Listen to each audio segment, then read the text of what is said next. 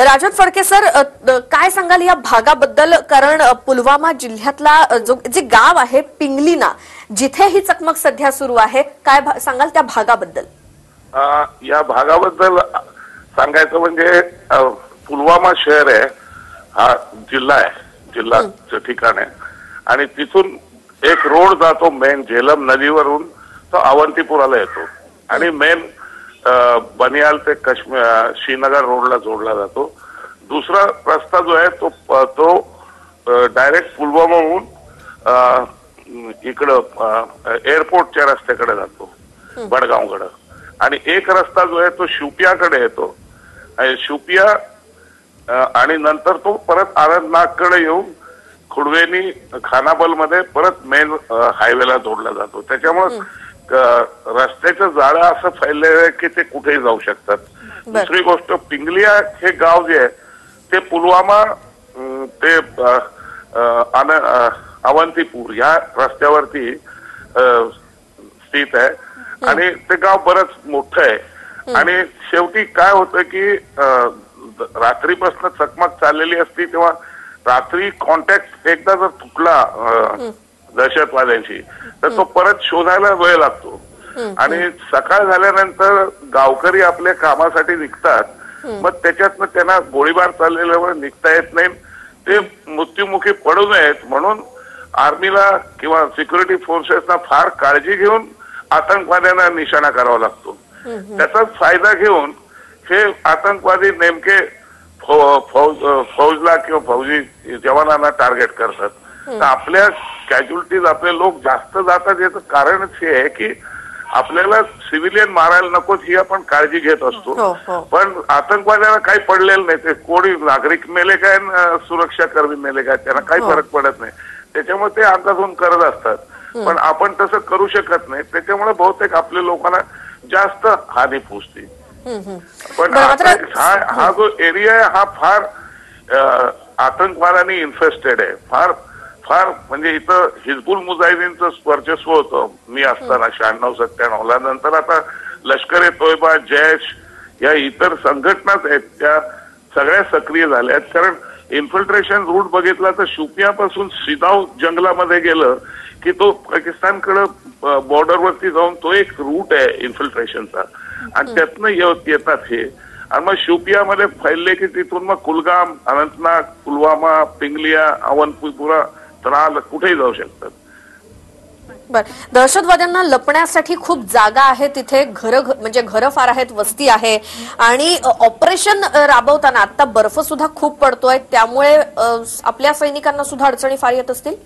होय, बर्फ सुद्धा पडलेला असतो. कारण काश्मीरी घरांची जर रचना पाहिली तर त्यांना बाहेर अंगणासारखा जो भाग असतो त्याच्यात प्रत्येक घरात एक मुर्गीखाना असतो, जो मुर्ग्या कोंबड्या पाळतात आणि बाकी जे कंपाऊंड वॉल सारखं असतं त्याच्यात कोपऱ्यात ते सफरचंदाच्या मोकळ्या पेट्या जमा केलेल्या असतात आणि मग शेतीचे ते गवत वगैरे, मग गुरं पाठीमाग आणि ते असं एक 2 मजली घर असतं आणि त्याच्यात ठिकाण लाकडी हे केलेलं असतं काम.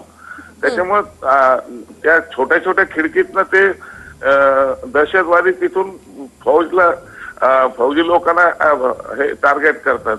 कारण फौजी लोक ओपन मध्ये असतात ना, त्यांच्या घराकडे जायला सगळं अंगणातनं ह्याच्यातनं खुल्यामधनं जावं लागतं. तर किती जरी आपण ह्याची हे घेतली तयारी तरी ते आत असल्यामुळे त्यांना थोडंसं त्यांचं वर्चस्व सुरू होतं.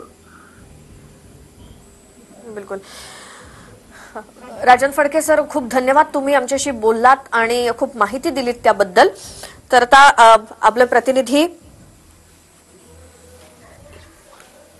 जम्मू काश्मीरमध्ये आहेतच आणि त्याच्याकडून आपण माहिती घेतोय ज्योती वेळोवेळी. कारण सध्या काय सुरू आहे, कशी चकमक सुरू आहे, कुठे नेमकी सुरू आहे, कधीपासून सुरू आहे, या संदर्भातले प्रत्येक अपडेट्स आपण देतोय. आणि ही चकमक जिथे सुरू आहे श्वेता, खरं तर हे गाव जे आहे ते गजबजलेलं आहे आणि बऱ्याचदा काय होतं, हे आतंकवादी गावकऱ्यांना किंवा जे वस्तीतले लोक आहेत त्यांना वेठीस धरतात. जसं आपण एक बघितलं, हा सामान्य नागरिक कोण होता तर तो घर मालक होता ज्याच्या घरात हे आतंकवादी लपून बसले होते आणि त्याचा आता मृत्यू झाल्याची बातमी आपण मघापासून बघतोय. हो, आणि या चकमकीमध्ये आपले 4 जवान आतापर्यंत शहीद झालेत. कारण आताच राजन फडके सरांनी सांगितल्याप्रमाणे आपले सैनिक हे मोकळ्या जागेमध्ये फिरत असतात किंवा त्यांचं कामच ते आहे. मात्र हे जे आतंकवादी आहेत, दहशतवादी आहेत, ते तिथल्या स्थानिकांच्या घरामध्ये लपलेले असतात. तू म्हटलीस तसं त्यांना वेठीस धरून, आणि त्यामुळे त्यांना घराच्या छोट्याशा खिडक्यातून टार्गेट करणं खूप सोपं जातं आणि त्यामुळेच आज सकाळी आपले 4 जवान शहीद झालेत.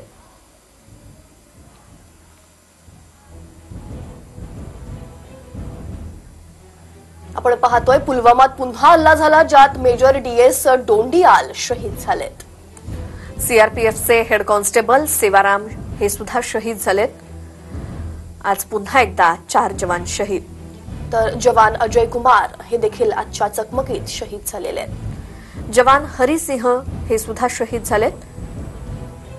पुलवामातल्या 4 जवान शहीद झाल्याची आतापर्यंत माहिती मिळतेय.